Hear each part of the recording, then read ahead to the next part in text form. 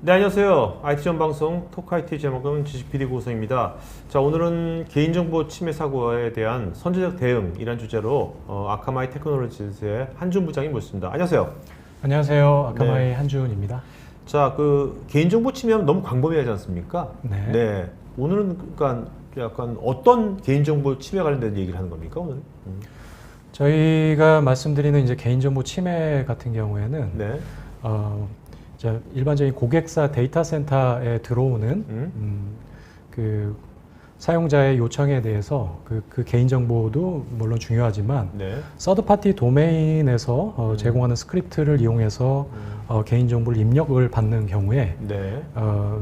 이게 스크립트가 어떤 변조나 뭐 이런 것들을 위해서 이런 것들 때문에 유출이 발생을 할 수가 있거든요. 네. 그렇기 때문에 저희가 이제 포커스를 하는 영역은 이 서드파티 도메인에서 제공되는 스크립트를 어떻게 검증하고 대응을 할 거냐 네. 이거에 대해서 말씀을 드리도록 그러니까 하겠습니다. 우리가 얼핏 개인정보 하면 보통 데이터베이스에 있는 개인정보가 뭐 50만 건 유출됐더라. 이제 그런 얘기가 아니라 오늘은 네. 그렇죠? 우리가 우리가 각 사이트마다 네. 뭔가 우리가 등록하는 그런 게 많지 않습니까? 네. 필요한 것들이. 네. 그럴 때 그거를 또 뭐 이렇게 탈취하고 뭐 그러나 보죠.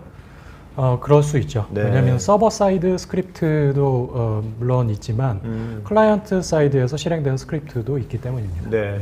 자, 일단 뭐 너무 기술 얘기도 하기 전에 최근에 벌어진 네. 몇 가지 말씀하신 그런 네. 범주에 속해 있는 거 네. 한두 가지 말씀해 주시면 이해가 좀 빠를 것 같은데. 저희가 그 파악한 바로는 근데 이제 뉴스 기사에서도 많이 나왔던 내용이에요. 네, 네, 네. 가령 예를 들어서 이제 영국의 유명한 비항공사 같은 경우가 있을 겁니다. 네. 그 국영항공사인데요. 이분들이 이제 2018년에 개인정보 유출이 됐어요. 네. 그 영국 항공사에서 제공하는 이 웹 어플리케이션에 그 스크립트가 변조가 돼서 네. 그 스크립트로 인해서 개인정보가 유출된 사례가 있습니다. 네. 이 부분을 좀 그 주의 깊게 보셔야 될 게 개인정보 유출도 문제지만 유출 때문에 아무래도 이제 유럽이나 뭐 미국 같은 경우에 그 규제가 굉장히 뭐 GDPR이라든지 유럽 쪽. 그렇죠. 네, 네. 네. 스트릭하지 않습니까? 네. 그래서 그것 때문에 과징금을 굉장히 많은 와, 여기 보니까 벌금을 과징금이 받게 됩니다. 2,700억이네요. 네. 27억도 아니고 2,700억이네요. 2,700억입니다. 네. 이 정도면 휘청휘청하는 건데 금액이. 아무래도 그렇죠. 네. 근데 여기서 보면 이거를 보니까 이거를 주도한 해킹 그룹이 네. 메이지 카트라고 있나요? 발음을? 메이지 카트? 메이지 카트. 메이지 카트? 네. 메이지 카트입니다. 메이지 카트 그룹이 유명한 해킹 그룹입니까? 네. 오. 유명한 해킹 그룹입니다. 그러면 이제 해커들도 요즘 이렇게 뭐 그룹사처럼요. 무슨 그룹 이렇게 서로 모입니까? 이렇게? 그렇죠. 아무래도 이제 국가도 굉장히 다양하게 존재를 하고요. 네. 거기서 이제 그런 그룹들이 뭉치기도 하고 뭐 흩어지기도 하고 그렇습니다. 여기서 이제 폼 제킹이라고 하셨는데 네. 이게 뭔가 하이제킹이랑 뭔가 융합된 것 같은데 추측이. 네. 네네네. 폼 제킹이라고 이따 자세히 설명하시겠지만 네. 간단히 어떤 공격입니까? 폼 제킹이. 폼제킹이라고 하는 거는 저희가 이제 그 일반적인 이커머스 사이트에서 어떤 물건을 구매를 할 때나 혹은 뭐 항공사 쪽에서는 티켓을 발권을 할 때나 이럴 경우에 어떤 개인 정보를 입력을 하게 되잖아요. 네네. 뭐 신용카드 정보랄지 혹은 뭐 주소나 이름은 이름부터 시작해서 혹은 뭐 여권 정보나 개인 통관번호 뭐 이런 개인 정보들을 민감할 수 있는 그런 정보들을 입력을 하게 되죠. 네. 그걸 이제 폼 형식으로 이런 그렇죠. 그 애트리뷰트에 입력을 하게 되고요. 제킹이라고 하는 건 뭐냐면 하이제킹 네? 아시잖아요. 알죠? 네네. 그래서 중간에 탈취를 한다라는 게 그 모여져서 폼 제킹이라는 신조어가 생겼습니다. 그러면 제가 네. 여기 한국인 사이트에서 네. 제가 뭐 현재 어떤 그 뭐 제 개인 정보건 뭐건 간에 네. 치는 즉시 그게 해커한테 하이제킹 당하는 겁니까? 그럴 수 있죠. 네. 그 폼 제킹 관련된 스크립트가 어떤 변조가 되게 되면 네. 해커가 운영하는 CNC 서버 쪽으로 그 정보가 고스란히 유출이 될 수 있는 거죠. 그러니까 그 사이트는 정당한 항공사 사이트인 거죠. 그죠? 피싱 사이트가 아니라. 그렇죠. 사이트 자체는 정상적인 그 항공사 사이트가 네. 되겠죠. 네. 그러니까 요즘 그러니까 개인정보 탈취도 굉장히 이런 식으로 하면 굉장히 우리가 전혀 상상치도 못하게 개인정보가 노출되는 거네요. 맞습니다.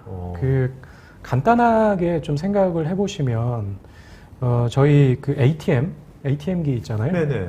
ATM기에서 제가 돈을 일출할 때 간혹 가다가 오른쪽에 이렇게 그 사진으로 해서 경고장 같은 게 붙어 있는 게 있어요. 있어요. 네.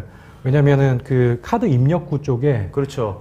이 나쁜 마음을 먹고 있는 사람들이 거기다가 뭔가를 부착을 시켜서 카드 정보를 빼내는 그런 사례도 있잖아요.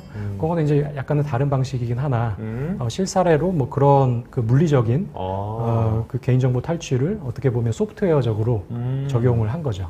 그러니까 그 지금 비유대로라면 ATM기는 물리적인 거고요. 네. 사이트라는 뭔가 사이트 안에 웹사이트에 네. 뭔가 코드 같은 것들을 심어 놓는다는 겁니까? 그렇죠. 그렇죠. 네, 맞습니다. 네. 자, 여기 말고 또 다른 그 침해 사고가 또 있었나요?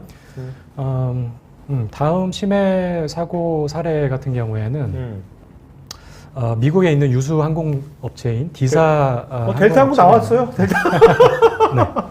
네네네.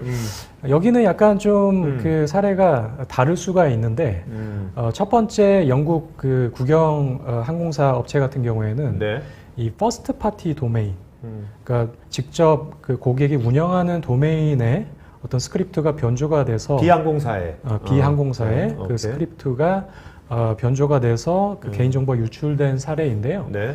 이 두 번째 사례 같은 경우에는 보통 보면은 어떤 웹사이트에 요새는 이제 웹사이트 웹 어플리케이션이 고도화되다 보니까 여러 가지 다양한 서드 파티 스크립트를 이용을 하거든요. 외주 업체를 사용해서 그 외주 업체에 있는 스크립트가 변조가 돼서 라이브 챗 서비스입니다. 네. 이 라이브 챗 서비스를 이용하는 고객 정보가 이제 그 라이브 챗 그 채팅으로 하지 않습니까? 네네네. 그 질문 같은 거 주고 받을 텐데 그 라이브 채팅 서비스를 이용해서 고객 정보를 탈취를 하는 그런 사례가 있었고요. 이 사례 같은 경우에는 그 외주업체의 이름은 24/7이라는 외주업체였고요. 그래서 D 항공사에서 이 외주업체를 고소하는 그런 사례가 있었습니다. 네. 요즘 보면 그 외주건 아니면 또 오픈소스나 API 써가지고 우리 회사에서 만든 것이 아니라 서드파티에 있는 것을 많이 연결해서 하지 않습니까? 사이트. 그렇죠. 네. 근데 사실 그 우리 회사에서 그 회사에서 서드파티의 어떤 보안 경계까지 다 우리가 다 신경 쓸 수 없는 거니까. 네. 그런 홀을 노리고 있는 거네요. 그렇죠. 그런 취약점을 계속 이제 그 공격 방법도 고도화되고 발전된 형태로 되고 있고요. 이 공격자는 그런 취약점을 노리는데 이 서드파티 도메인을 그러면 운영자나 보안 관리자가 이 컨트롤할 수 없는 영역이잖아요. 그럼에도 불구하고 한번 개인정보 유출이 되면 고스란히 이 고객사의 어떤 그 폴트가 될 수 있는 거죠. 뭐 이런 유사한 것이 지금 여기 보안 뉴스에 한국에서도 벌어지고 있는 겁니까 현재? 그렇습니다. 여러 가지 다양한 방식으로 지금 개인정보가 유출이 되고 있고요. 뭐 기사에서도 많이 보셨다시피 그렇게 개인정보 유출이 되고 있고 이런 과징금도 우리나라도 이제 뭐 여타 다른 GDPR이나 그 캘리포니아 액트 같은 그런 수준의 스트릭한 개인정보 보호법까지는 아니지만 그럼에도 불구하고 이런 과징금 자체도 굉장히 계속 증가를 하고 있거든요. 그래서 뭐 국내 유수의 그 이러닝 업체나 혹은 서비스 프로바이더 업체 같은 경우에 뭐 작년 같은 경우에는 1,000만 원 단위였지만 이제는 막 억대의 과징금을 부과가 되고 있어요. 그렇다면 요즘 이제 이 트렌드가요. 아까 폼체킹, 아까 그 매직카트 그룹, 뭐 거기는 그럼 주로 이런 식으로 개인정보를 탈취하는 전문적인 해커 집단입니까? 그렇죠. 맞습니다. 야, 그 해커 집단도 이제는 뭔가 각자 분야가 있군요. 자기 전문 분야가. 일단 그런 개인정보를 탈취를 해서 네. 뭐 그런 다크웹이나 이런데 판매를 하기도 하고 네. 그 탈취된 정보를 가지고 추후에 크리덴셜 스타핑 공격 같은 것도 할 수가 있는 거죠. 네. 뭐 그 사람 아이디와 패스워드가 있으니까 네. 그걸 갖고서 뭐 은행 계좌라든지 그죠? 그렇죠. 다양하게 네. 뭐 금전적 이득을 또 탈취할 수 있는 거겠죠. 그렇죠. 자, 아까 서드 파티 있지 않습니까? 말씀 그 서드 파티하고 기존 이제 원래 네. 메인 서비스 주 서비스라는 회사하고 서드 파티를 이용하는 것들이 점점 많아지고 있죠, 요즘. 어떤가요, 추세가? 이게 이제 사용자 환경이 음. 좀 더 이제 더 나은 사용자 환경을 위해서 여러 가지 다양한 서드 파티 도메인에서 네. 서드 파티 스크립트를 많이 사용하는 추세예요. 지금 보이시는 화면 같은 경우에도 이 부분은 이제 저희 아카마이 그 홈페이지를 한번 분석을 해본 결과인데요. 그래서 중간에 보이시는 저 파란 크게 보이시는 원이 퍼스트 파티, 그래서 아카마이에서 자체적으로 이제 스크립트를 제공을 해드리는 부분이고요. 그 점으로 표시되는 저런 수많은 점들이 여타 다른 서드 파티 도메인에서 스크립트를 제공하는 부분이라고 생각을 하시면 될 것 같아요. 네네네.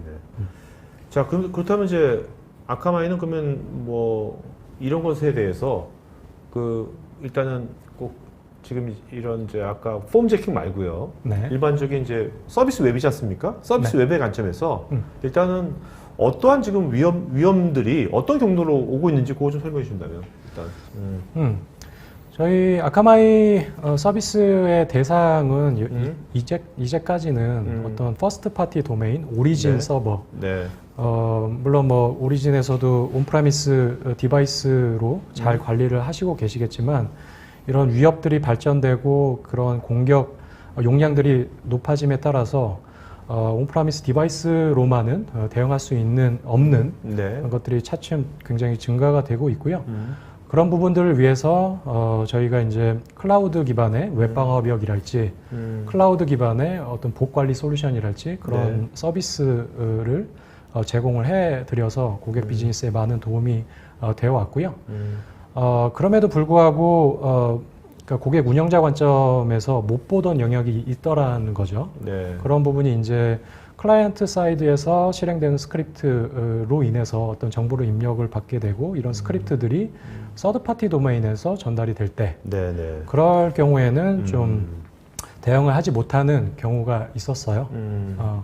그렇기 때문에 저희가 이번에 페이지 무결성 관리 솔루션을 론칭을 한 거고요. 네. 이 페이지 무결성 관리 솔루션의 대상은 물론 퍼스트 파티 도메인에서 제공하는 스크립트도 뭐 검증 및 대응을 해볼 수도 있지만 서드 파티 도메인은 이 보안 운영자나 관리자 쪽에서는 어떻게 보면 자기 바운더리를 넘어서는 네. 분야잖아요. 그렇기 때문에 그 부분에 있어서 좀 취약점이 발생을 할 수도 있고 이 부분에 대해서도 아카마이에서 검증이나 탐지나 대응이나 액션을 해볼 수가 있는 거죠. 네. 네. 자, 그렇다면 일단은 폼 제킹 있지 않습니까? 네. 폼 제킹이 어떤 식으로 이렇게 벌어지고 있는지 그 프로세스 그걸 한번 설명해 주시고요. 네. 그럼 그것을 어떻게 아카마이 막는지 그거 설명해 주시면 이해가 좀 빠를 것 같거든요. 네. 네. 차근차근 설명해 드리겠습니다. 네네. 일단은 폼 제킹이 어떻게 발생이 되는지부터 먼저 설명을 해 드릴게요. 보시는 화면에서 공격자가 있고요. 네. 이 공격자가 어떤 방식을 통해서건 오리진에서 서비스하고 있는 스크립트 혹은 서드파티 서버에서 서비스하고 있는 스크립트를 변조를 하게 되는 거죠. 네.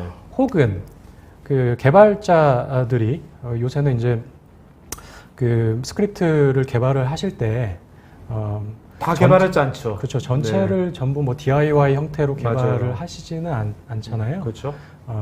뭐 다른 이미 그 개발된 스크립트를 이용하시는 부분도 있고 API 이용할 수도 있고요. 그렇죠. 그럴 경우에 어떻게 해서든 이 스크립트가 변조가 되거나 뭐 이런 경우도 있을 수 있을 것 같아요. 예전에 뭐 그 스크립트가 안전한 스크립트를 이용을 했던 거죠.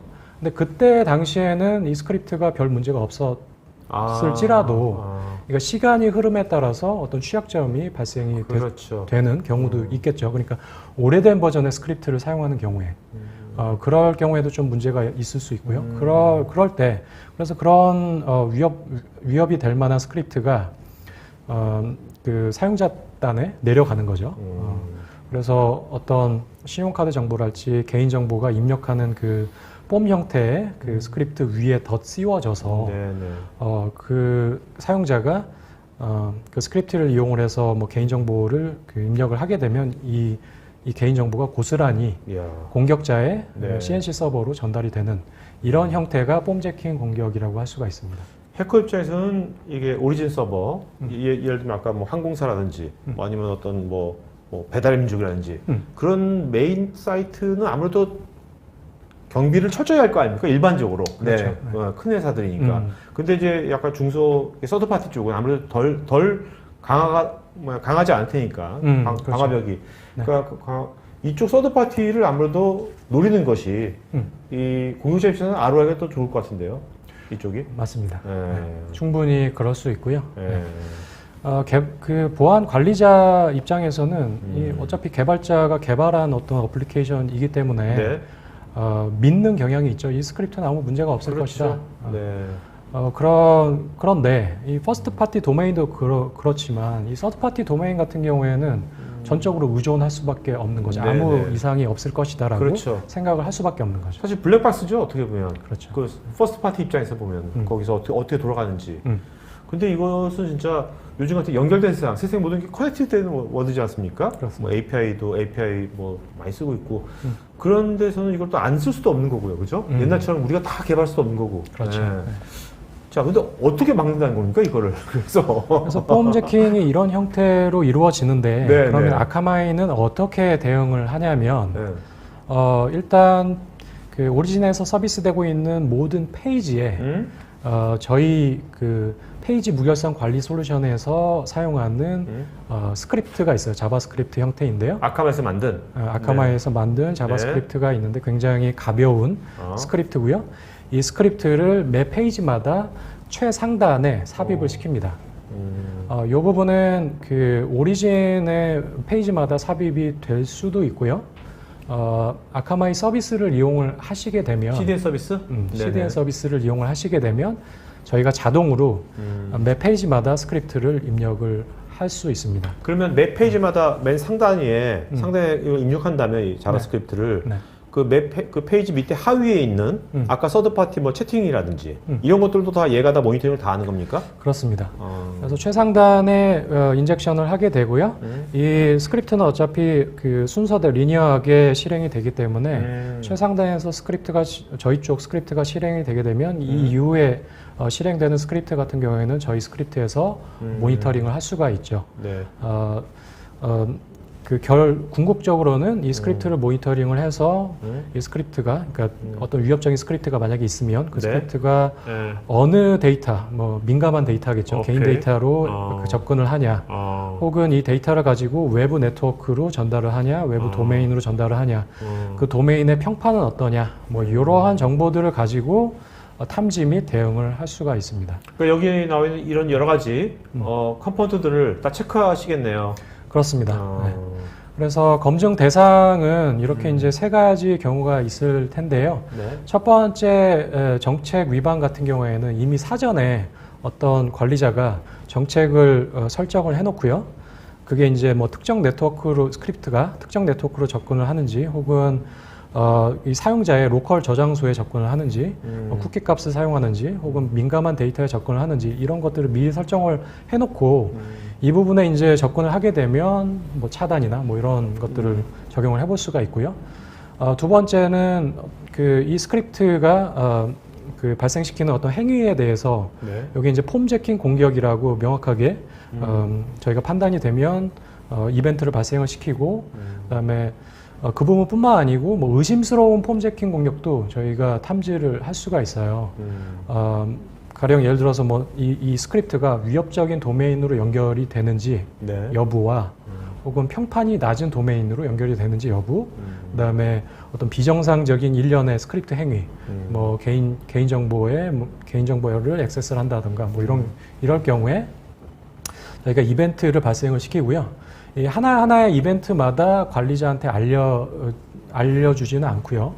이 이벤트가 모여서 어떤 여러 사용자들한테 임팩이 간다, 영향을 끼친다. 오케이.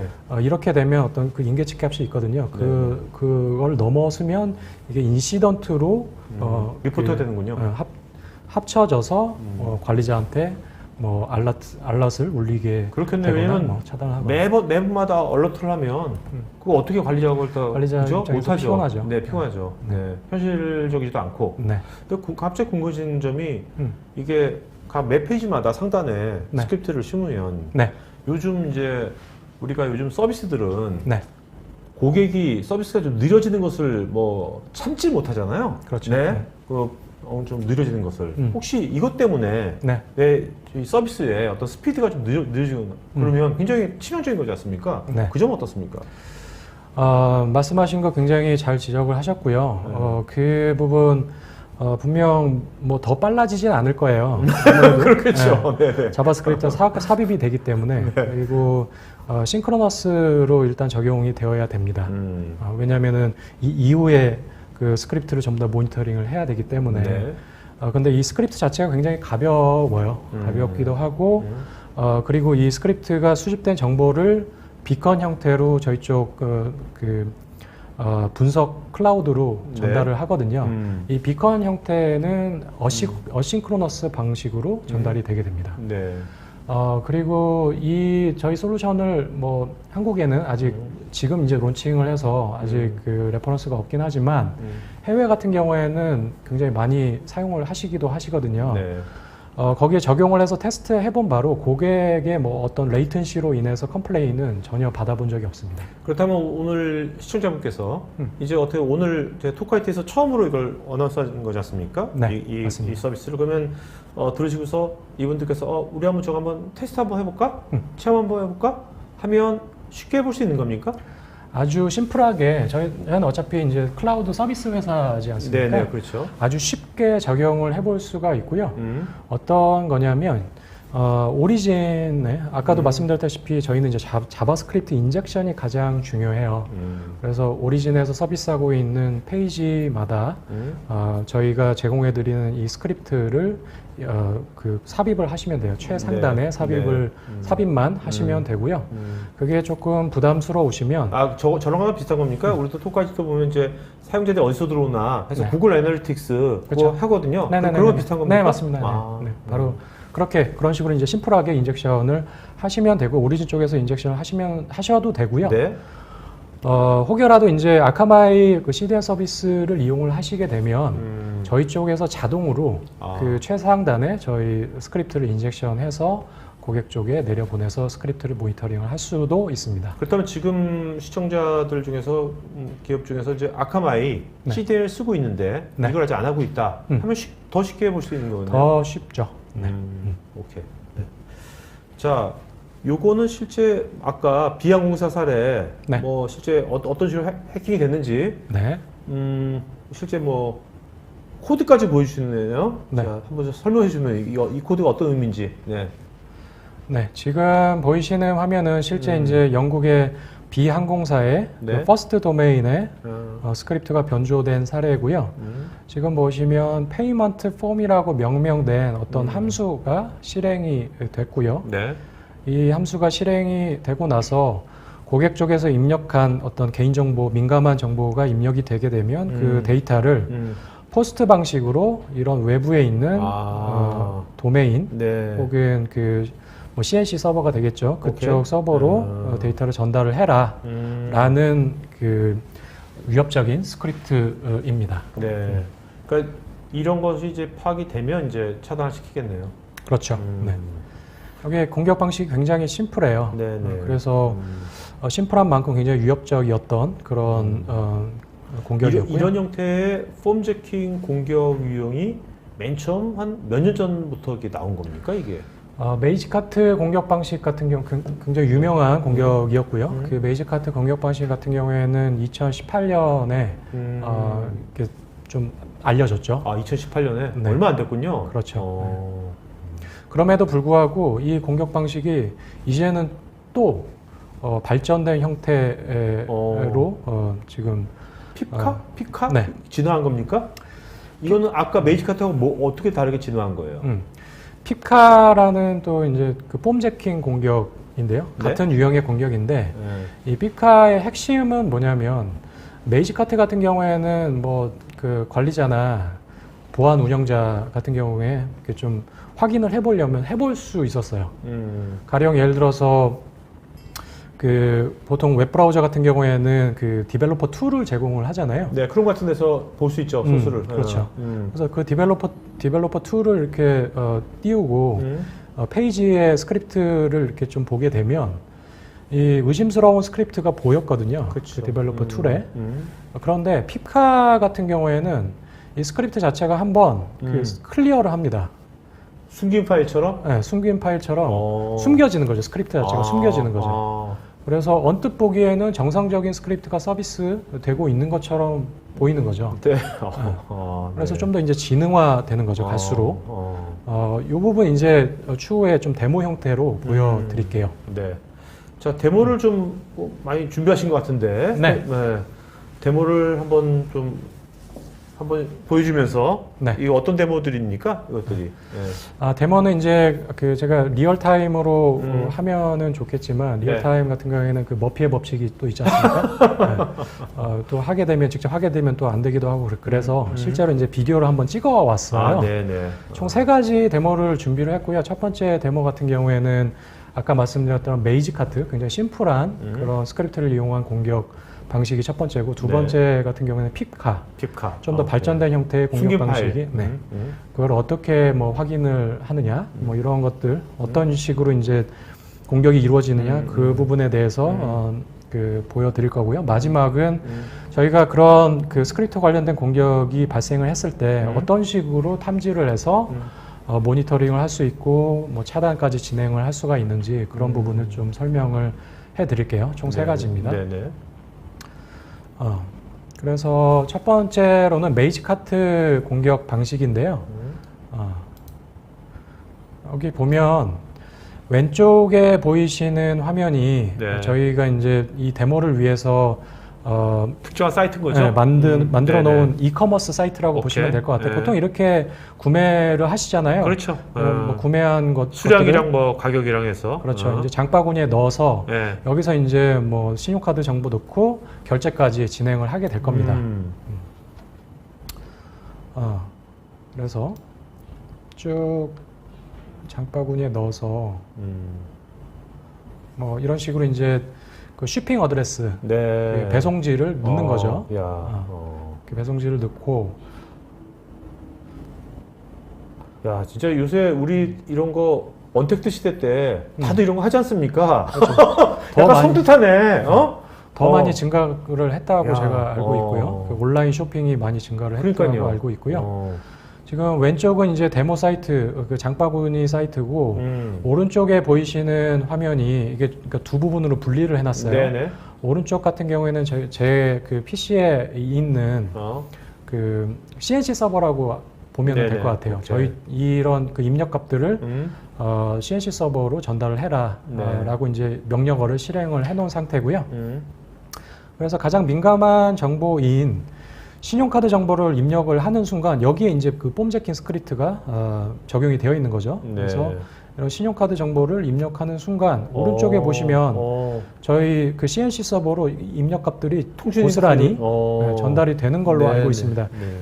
이거는 이제 데모 형태이기 때문에 로컬 호스트로 해놓은 상태고요. 이렇게 이제 공격이 이루어지더라는 거죠. 근데 이 폼제킹 스크립트 같은 경우에 한번 디벨로퍼 툴을 통해서 확인을 해볼게요. 그래서 디벨로퍼 그 툴을 실행을 하게 되면 왼쪽에 보시면 이제 cart.html을 한번 열어본 거고요.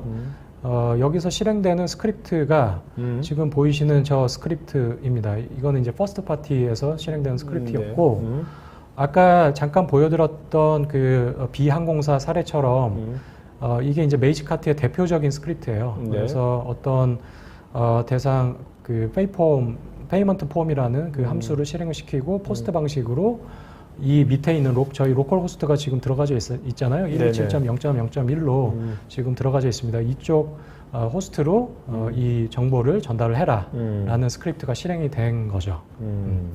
이게 이제 첫 번째 데모였고요. 네.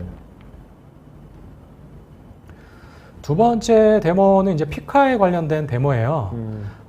여기도 마찬가지로 왼쪽에 두 부분으로 분리가 되어 있고요. 왼편에 보이시는 게 이 장바구니, 아까 그 설명 보여드렸던 장바구니 페이지가 될 거고, 여러 가지 이제 그 물건들을 장바구니에 넣고 구매를 진행을 하고요. 오른쪽에는 CNC 서버입니다. 그래서 좀 더 이제 그래피컬하게 되어 있고, 이 정보들이 이제 고스란히 전달이 되는 거를 보실 수가 있어요. 그래서 이런 폼 필드 쪽에 전부 다 입력을 했죠. 네네. 그런 다음에 구매 버튼을 눌렀습니다. 네. 구매 버튼을 누르자마자 지금 오른쪽에 보이시는 이제 CNC 서버에서 이 입력 값들을 네. 저런 그 어트리뷰트 값들하고 같이 전달을 받게 되는 거예요. 개인정보가 탈취된 거네요, 그죠? 그렇죠.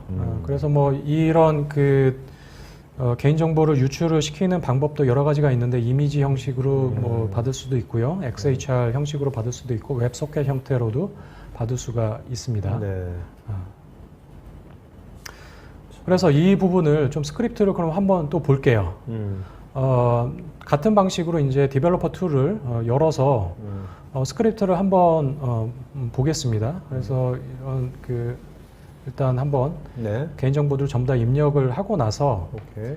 페이먼트 버튼을 누르면 이런 식으로 이제 그 전달되는 값들이 네. 디벨로퍼 툴을 통해서 쭉 보이게 되는 거죠. 네. 그런데 이 방식 같은 경우에는 피카기 때문에 이 스크립트를 한번 보더라도 그 의심할 만한 스크립트가 안 보여요. 안 보이고, 뭐 이런 스크립트가 실행이 됐는데, 이 스크립트 같은 경우에 도메인 정보를 보게 되면 이게 아마존의 이제 AWS 서비스를 사용해서 이제 스크립트를 실행을 하는 거거든요. 이제 서드 파티 도메인을 통해서 오케이. 스크립트가 실행이 됐고, 해당 정보를 보더라도 이게 인크립션이 됐기 때문에, 데이터가 인크립션이 됐기 때문에 이게 어떤 뭐 정보가 새 나가는지, 이 스크립트가 어떤 식으로 개인정보 탈취되는지 안 되는지 이런 것들을 알 수가 없습니다. 네. 운영자나 보안 관리자 측면에서. 그런데 이제 이 디벨로퍼 툴에서 이 로그를 한번 클리어 시키지 않고 계속 이제 저장을 시키는 프리저브 로그 기능이 있거든요. 네. 그걸 일단 한번 키고 한번 볼게요. 그래서 키고 보게 되면 이전 그 스크립트가 실행이 된 것도 같이 좀 볼 수가 있거든요. 그렇게 실행을 한번 시켜보게 되면 보이지 않던 이 스크립트들이 쭉 나오게 되는 거죠. 이전에 이제 페이지 위에, 그러니까 실제 실행되는 이 카트 페이지 위에 그 스크립트가 실행이 된 거는 안 보였거든요. 네. 그런데 이 프리저브 로그 기능을 켰더니 이렇게 이미 실행된 그 스크립트들이 보이게 됩니다. 그래서 이런 스크립트를 한번 보게 되면 일단 쿼리 값으로 어떤 개인정보 데이터들이 전달이 되는 거를 알 수가 있고요. 근데 여전히 이 데이터들이 어떤 데이터들이 전달이 되는지는 인크립션이 됐기 때문에 안 보여요. 네네. 그래서 이 그 스크립트가 어떤 스크립트인지 파악하기가 굉장히 까다롭죠. 이런 게 일단 이렇게 좀 어떤 발전된 형태의 스크립트를 소개를 시켜드렸고요. 마지막으로 이 스크립트 같은 경우에는 아까 그 보여드렸던 위지.js라는 스크립트에서 같이 그 실행이 됐던 경우였고요. 이 해당 항목이 그 개인정보를 탈취하는 스크립트였습니다. 피카 스크립트였습니다. 그렇게 되고, 그러면 이런 그 위협적인 스크립트를 아카마에서 어떤 식으로 이제 대응을 하실 수가 있는지 대시보드를 한번 보여드릴게요. 이게 이제 저희 페이지 무결성 관리 솔루션의 대시보드고요. 일목요연하게 관리자가 편하게 알아보실 수가 있습니다. 어떤 거냐면 왼쪽 좌상단에 보이시는 게 그 저희가 데이터를 받아서 비컨 형태로 분석 클라우드로 전달이 된 자, 비컨 형태로 전달한다는 게 어떤 형태라는 겁니까? 좀 쉽게 말씀해. 비컨이라고 하는 그 제이손 형태의 데이터 값들이 있고요. 네. 저희가 스크립트를 사용해서 그 수집된 데이터들이 있을 거예요. 네네. 아까 말씀드렸던 어느 항목으로 접근을 하느냐, 어느 도메인으로 이 데이터들을 전달을 하느냐, 그런 정보들을 이렇게 수집을 해서 아까 말씀드렸던 비컨에 담아서 비컨 형태로 저희 클라우드로 전달이 되게 됩니다. 네네. 이 비컨 같은 경우에는 싱크로너스로 실행이 되는 게 아니라 매 페이지가 실행이 될 때마다 그 같은 시간에 그 비컨이 전달이 되는 게 아니라 어싱크로너스 방식으로 네. 전달이 되기 때문에 성능에 영향이 없고요. 이 비컨으로 전달이 되게 되고 그 11.5K, 그러니까 11,000개의 해당 시간 기간에 11,000개의 그 분석이 이루어졌고, 이 옆에 보이시면 그 596개의 스크립트가 이게 퍼스트 파티 도메인이든 서드 파티 도메인이든 스크립트가 실행이 됐다라는 거고요. 그 옆에 보이시는 게 588개의 서드 파티 도메인에서 실행된 스크립트를 뜻하고요. 이 전체 스크립트 중에 5개가 취약점을 가지고 있더라 라는 거를 일목요연하게 알아볼 수가 있고요. 그래프 형태로도 보실 수가 있고, 이 스크립트가 실행이 된 그 사용자 브라우저의 그 구분을 아실 수가 있고, 어느 지역에서 스크립트가 실행이 됐는지, 그 다음에 어느 도메인에서 실행이 됐는지, 어느 서드파티 도메인에서 실행이 됐는지, 어느 스크립트 공격이 이루어졌는지 그 형태를 보실 수가 있고, 뭐 이런 식으로 보실 수가 있습니다. 그러면 이 하나의 인시던트를 한번 볼게요. 아까도 말씀드렸던 것처럼 이벤트가 모여서 다수의 사용자한테 영향을 끼칠 때 인시던트가 발생이 됐다라고 발생을 한다라고 말씀을 드렸고요. 인시던트 대시보드로 넘어가서 보여드리면, 보시는 것과 같이 시계열로 보실 수가 있고요. 뭐 행태별로도 보실 수가 있고, 중요한 부분은 이 밑에 보여지는 이 인시던트, 실제 인시던트 부분인데요. 이게 언제 발생을 했는지, 그 다음에 어떤 공격 형태였는지, 그리고 실제로 스크립트가 이 그 probability를 저희가 측정을 할 수가 있거든요. 네. 그래서 이 공격이 실제로 폼제킹 형태가 맞는 건지, 혹은 의심스러운 폼제킹인지, 그런 것도 이제 확인을 해볼 수가 있고요. 그리고 밑에 보시면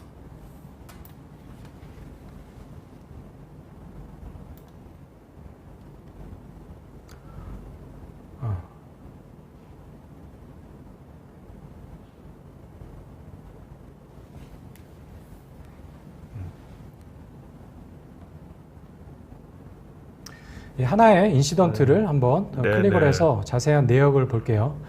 크리티컬한 인시던트였고요. 웹 스키밍 공격이었고요.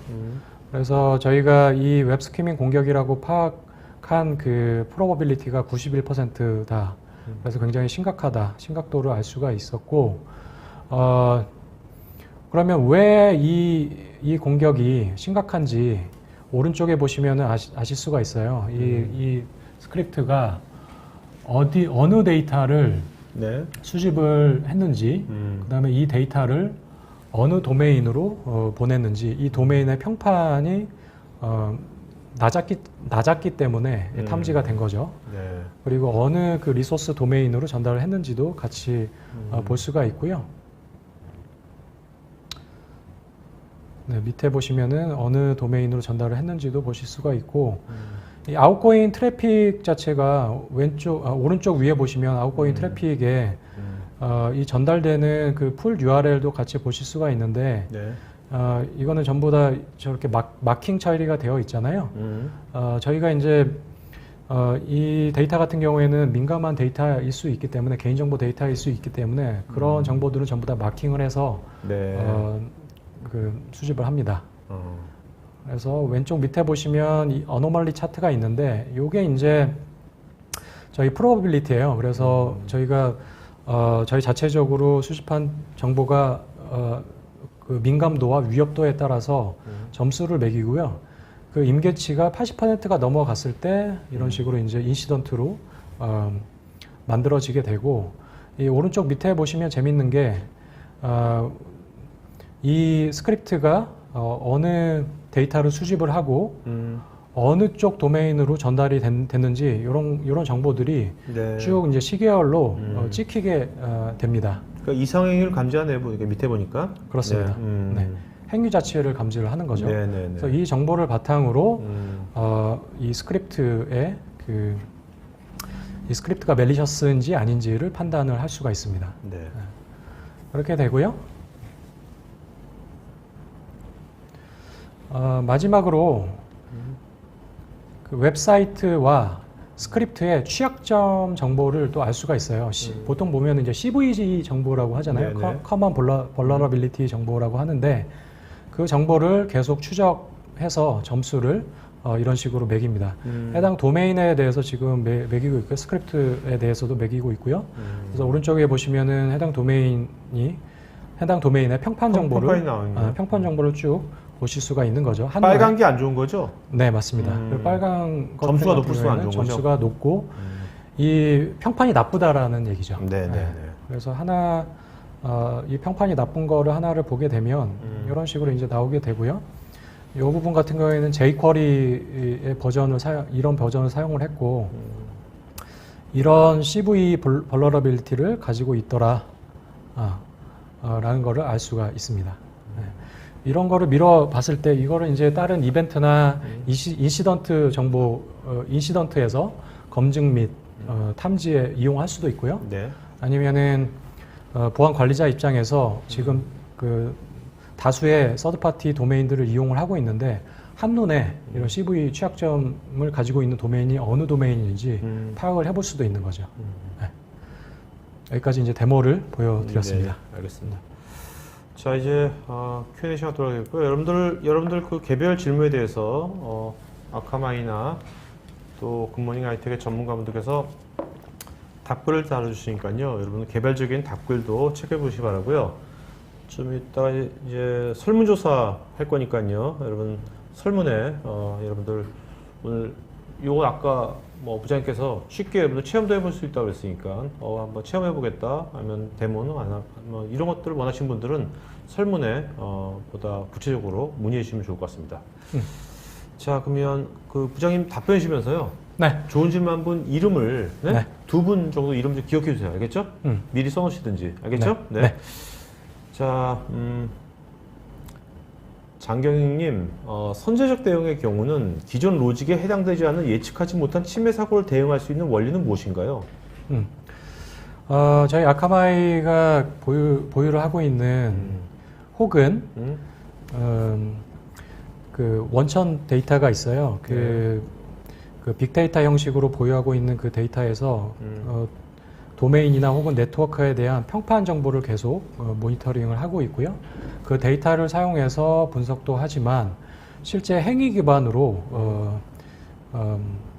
예측을 해볼 수도 있는 거죠. 가령 아까도 말씀드렸던 것처럼 이 행위 자체가 어떤 민감한 데이터에 이 스크립트가 민감한 데이터에 접근을 하고 있는지 혹은 개인 저장 공간을 뭐 사용을 하고 있는지 그리고 이 데이터들을 수집을 해서 어떤 대상 도메인이나 네트워크로 전달을 하고 있는지 네. 이런 그 데이터들을 종합적으로 모니터링을 하고 분석을 해서 대응을 해볼 수가 있습니다. 네. 자, 그다음에 리사관님께서 도메인 평판을 어떻게 확인할 수 있는지요? 주소창에 보이는 자물쇠와는 다른 것인지 궁금합니다. 네. 주소창에 보이는 자물쇠라고 지금 얘기하시는 부분은 제가 생각할 때는 그 HTTPS 네네. 인증서를 사용하는 그 웹 어플리케이션이냐 아니냐를 이제 볼 수가 있는 거고요. 네. 일단은 인증서를 사용하고 있는 어플리케이션 같은 경우에는 뭐냐면 이 해당 데이터를 인크립션을 한다라는 거거든요. 이 인증서를 통해서. 근데 그거하고는 약간은 그렇죠. 악의를 가졌는지 안 가지고 모르는 거죠. 그렇죠. 네네. 이게 보이기에는 정상적인 웹 서비스인 것처럼 보여요. 그런데 아까도 말씀드렸던 것처럼 퍼스트 파티 도메인에서 제공하는 스크립트 자체도 네. 뭔가 위협이, 뭔가 취약점이 있을 수도 있고요. 혹은 이 퍼스트 파티 도메인에서 다른 외부 서드 파티 도메인을 함께 사용하는 경우도 있기 때문에 이 자체에 뭐 자물쇠가 있고 뭐 인크립션을 하고 있고 인증서를 보유를 하고 있고 이런 거 하고는 네. 좀 다른 형태인 거죠. 네네.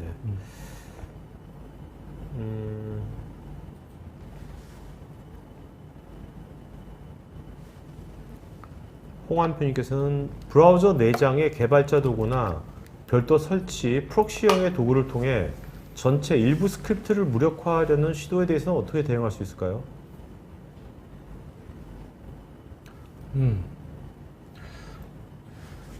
이 부분 같은 경우에는 저희가 이제 그게 별도 설치나 프록시 형태를 이용한다거나 그런 거하고는 별로 상관은 없어요. 일단 오리진 쪽의 페이지마다 스크립트를 최상단에 위치시켜서 전체 스크립트를 모니터링을 하고 있기 때문에 그리고 또 개별 스크립트의 행태를 모니터링을 하고 그 부분에 있어서 이제 대응을 하고 있기 때문에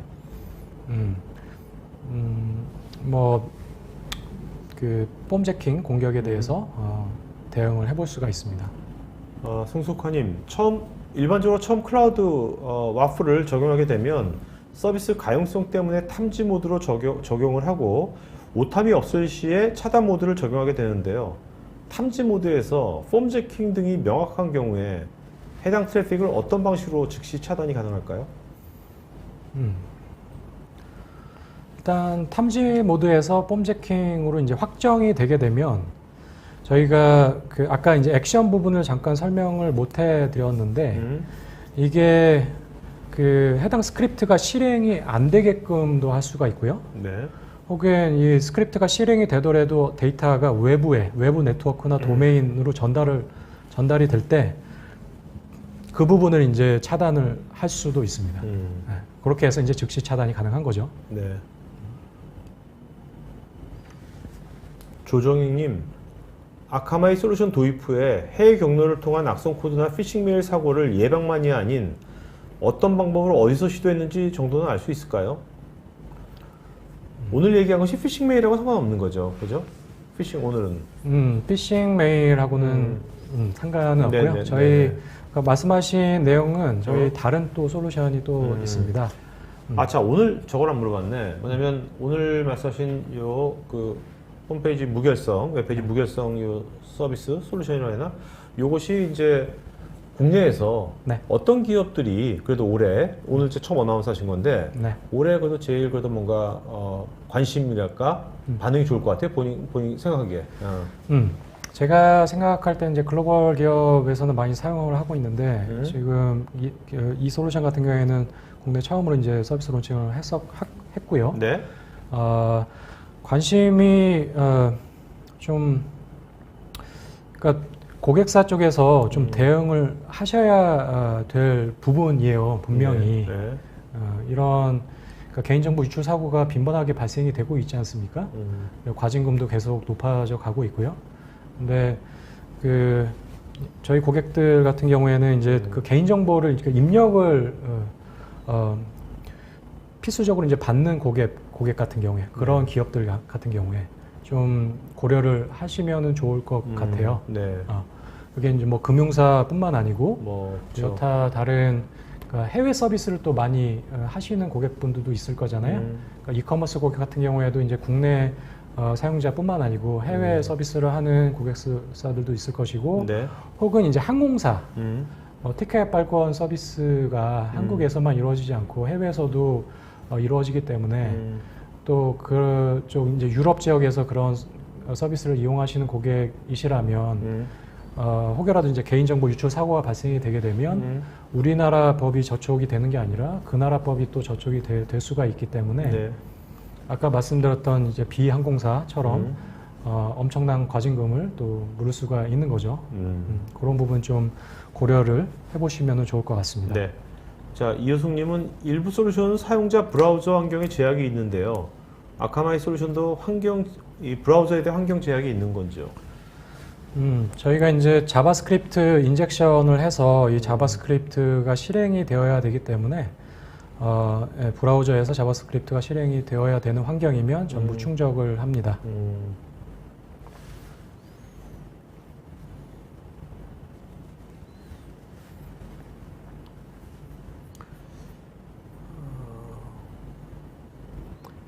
박우일님께서 대시보드가 참 쉽고 인상적인데요.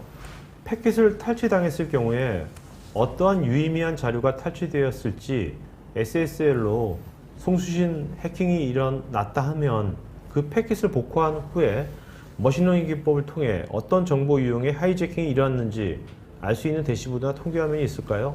혹시 없다면 이런 유형의 개발 의향이 있으신지요?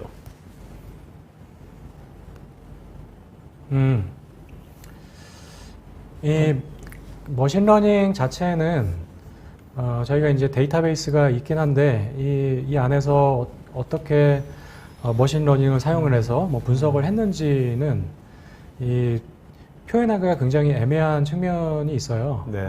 그런데 이제 저희가 보여드리는 정보는 아까 말씀드렸던 것처럼 해당 스크립트가 어느 정보로 접근을 하는지 그리고 어느 도메인으로 전달을 하는지 혹은 취약점 관련된 정보 이런 정보들은 대시보드 상에 표현이 됩니다. 네. 혹여라도 이제 머신러닝 관련해서 어떤 분석이 이루어지는지 표현이 가능한지는 한번 본사한테 확인은 필요할 것 같아요. 김수열님, 개인정보보호법에 따라서 주요 데이터는 암호화 또는 비식별화 하게 되어 있는데요. 주요 데이터에 대한 비정상적인 접근을 조기에 발견하고 차단하는 것이 선제적 대응의 핵심이라고 보면 되는 건지요? 그게 핵심입니다. 그래서 비정상적인 접근이 어떻게 이루어지는지 그리고 이 접근한 데이터를 어떻게 어디로 보내는지 이 부분을 관리를 하셔야 되는 거죠. 그렇죠. 이게 고객들이 자기 개인정보를 어떻게 뭔가 쳤으니까 그 데이터베이스에 들어갈 거 아닙니까? 네. 데이터베이스에 있는 것을 뭐 암호한다든지 비식별화 해놓는 것도 중요하겠지만, 그죠? 그 폼에다가 기입할 때 그때 탈취당하면 그냥 끝나는 거잖아요. 그렇죠. 그죠? 네. 이게 또 생각을 하셔야 될 게 퍼스트 파티 도메인뿐만 아니고 서드 파티 도메인 쪽으로 전달이 될 수도 있는 거죠. 그 부분 좀 확인을 해보셔야 되고요. 네. 김기음님께서요. 만약 개인정보 침해 사고가 나게 되면 다음 상황으로 대처해야 될 것은 어떤 것이 있을까요? 네, 이 부분은 일단 보고해야 되겠죠? 네. 아마 그 고객사 쪽에서 이미 그 해당 그 프로세스 매뉴얼이 있겠죠? 가이드북이 있겠죠. 네. 그 부분으로 충분히 지금 대응을 하시고 있는 것 같습니다. 그럼에도 불구하고 그런 해당 가이드대로 했더라도 어떤 그 딜레이가 발생을 하게 되면 그러니까 개인정보 유출 사고가 이루어졌다. 그거를 이제 즉각적으로 뭔가 이렇게 좀 공표를 하고 사용자로 하여금 뭐 비밀번호를 바꾼다거나 뭐 이런 게 할 수 있도록 전달을 하지 않으면 그 부분도 문제가 될 수 있다라고 저는 알고 있습니다. 전경민님, 웹사이트의 스크립트를 탈취하기 전에 사전 방어가 가능할까요? 아니면 탈취된 이후에 정상 스크립트와 비교해서 탐지 및 차단이 되는 건지요? 탈취되기 전에 사전 방어가 가능할 수 있고요. 그래서 이제 건 바이 건으로 대응이 아니라 실제로 그러니까 개인정보 탈취가 물론 이제 suspicious, 그러니까 그 의심스러운 행태가 미리 이제 저희가 이제 분석을 일단 하고 이 부분을 이제 다수의 사용자한테 이 영향을 끼치면 실제로 이제 인시던트 형태로 발생을 하게 되는 방식이기 때문에 전체 그 개인정보가 유출이 되기 전에 사전에 대응을 해볼 수가 있는 거죠. 연빛나라님께서요. 내부적으로 서드파티 스크립트 사용에 대한 관리가 별도로 되고 있지 않습니다. 해당 솔루션 도입을 위해서 먼저 현황 파악을 해야 되는 것인가요? 이 질문이 굉장히 좀 의미가 있는 질문일 것 같은데요. 네. 실제로 이제 고객사에서 물론 퍼스트 파티 스크립트 같은 경우에는 뭐 관리를 충분히 하시겠죠. 그럼에도 불구하고 개발 쪽 팀에서는 그렇게 하시겠지만 보안 운영자나 관리자 관점에서는 그 개발팀을 전적으로 뭐 신뢰하는 경향이 있잖아요. 네. 그렇기도 하고 두 번째로는 이게 이제 퍼스트 파티 도메인에서 서비스하는 스크립트가 아니고 서드 파티 도메인에서 제공하는 서드 파티 스크립트라면 이거는 또 이 그 관리자 관점에서 이 바운더리를 벗어나는 영역이기 때문에 관리가 실질적으로 힘듭니다. 네. 이게 되냐 안 되냐 문제가 아니라 할 수 있느냐 아니냐의 문제거든요. 그렇기 때문에 이제 말씀하셨던 것처럼 관리가 대부분의 고객들이 이제 관리를 별도로 하고 있지 않고요. 저희 이제 그 페이지 그 무결성 관리 솔루션을 도입을 하시게 되면 그 부분을 저희 쪽에서 이제 관리 및 대응을 하실 수가 있죠. 적용을 하게 되면 즉각적으로 뭐 미리 사전에 저희하고 이제 그 적용을 하시기 전에 현황 파악을 하시지 않으셔도 돼요. 저희 쪽을 이제 저희 서비스를 사용하시게 되면 즉각적으로 이제 가시성을 보실 수가 있는 거죠. 전체 서드 파티 도메인, 퍼스트 파티 도메인 포함해서 스크립트를 전부 다 모니터링하고 검증을 하기 때문에 네. 서비스 간단하게 심플하게 네. 적용을 해서 바로 사용하실 수 있는 솔루션입니다. 전영진님, 자바스크립트 위협의 탐지 기능이 우수한 것 같은데요. 탐지가 되면 항상 인시던트가 생성이 될 텐데 이와 함께 즉시 유출이 차단되도록 또는 차단되지 않도록 선택할 수 있는지 궁금하고요. 질문 다르게 표현하면 인트루전 디텍션 시스템처럼 작동되도록 할 것인지 아니면 인트루전 프리벤션 시스템처럼 작동되도록 할 것인지 선택할 수 있는지요. 전영진님은 뭐 고객사 쪽에서 어떤 뭐 보안 관련된 업무를 실제로 하시고 있는 것처럼 보이는데요. 이게 이제 IPS나 IDS 같이 적용할 수 있는 솔루션이 아니고요. 그리고 또 IPS, IDS 같은 경우에는 퍼스트 파티 도메인에 대해서만 적용할 수가 있잖아요. 근데 저희는 뭐 물론 퍼스트 파티 도메인에서 서비스하고 있는 스크립트도 모니터링 하지만 주로 이제 안 보이는 영역이 서드 파티 스크립트, 서드 파티 도메인에서 제공되는 서드 파티 스크립트이기 때문에 그 분야가 또 살짝 다를 수도 있을 것 같고요. 네. 그리고 탐지가 되면 저희가 이벤트를 생성을 해요. 인시던트를 생성을 하진 않아요. 그래서 그러니까 개별적인 그 어떤 요청이 어느 쪽으로 어느 데이터를 수집을 하고 어느 쪽으로 이제 전달이 되는지 그 개별적인 하나하나가 이벤트가 될 거고요. 이 이벤트를 모아서 요게 실제로 그 위협적인 이벤트들인지 그리고 다수의 사용자한테 영향을 끼치는지 이런 것들을 이제 복합적으로 파악을 해서 인시던트로 모아서 인시던트로 이제 생성을 하고요. 그 인시던트에 대해서 아마 질문을 하시는 게 예외 처리가 가능한지에 대해서 또 질문을 하시는 것 같은데 예외 처리도 즉각적으로 가능합니다. 두 가지 방식이 있고요. 아예 그냥 이그노어 처리를 하실 수도 있고 혹은 이 스크립트 자체가 다른 어떤 보유를 하고 계신 다른 솔루션이나 다른 온프라미스 디바이스에서 관리가 이루어지면 그 부분을 이제 또 명시적으로 그 액션을 적용할 수가 있습니다. 다른 솔루션에서 관리가 되고 있다라고 이제 적용을 해볼 수도 있죠. 네. 자, 오늘 Q&A 시간 여기까지 하겠고요. 여러분들 설문 마저 다 해주시면 저희가 앞으로 더 좋은 방송만을 반영하겠고요. 설문에 여러분들 더 궁금한 사항이라든지 아니면 뭐 상담 요청이라든지 아니면 체험 이런 것들은 설문에 구체적으로 여러분 요청하시면 되겠습니다. 자, 부장님 오늘 좋은 질문 하시고 두 분 이름 좀 불러주시겠습니까? 네. 네. 아까 좋은 질문 해주셨던 그 아이디 뭐 이름인지는 모르겠으나 굉장히 네. 이름이 특이하셨던 연빛나라님 연빛나라님을 좀 하고 싶고요. 연빛이 뭔가? 연꽃의 빛인가? 갑자기 궁금해지네.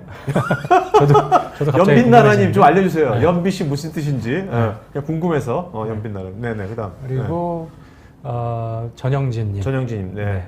전영진님, 연빛나라 이 두 분께서는요 저희 스태프 이메일 주소로 본인 이름, 주소, 핸드폰, 이메일 보내시면 저희가 피자 세트 보내드리겠습니다. 자, 부장님 어떠세요? 오늘 이렇게 처음 어나운서 하신 거잖아요. 네. 이렇게 댓글 보시면서 어떤 느낌 드셨어요? 일단 토크 IT 통해서 그 페이지 무결성 관리 솔루션을 처음으로 이제 론칭을 해서 영광이고요. 네네.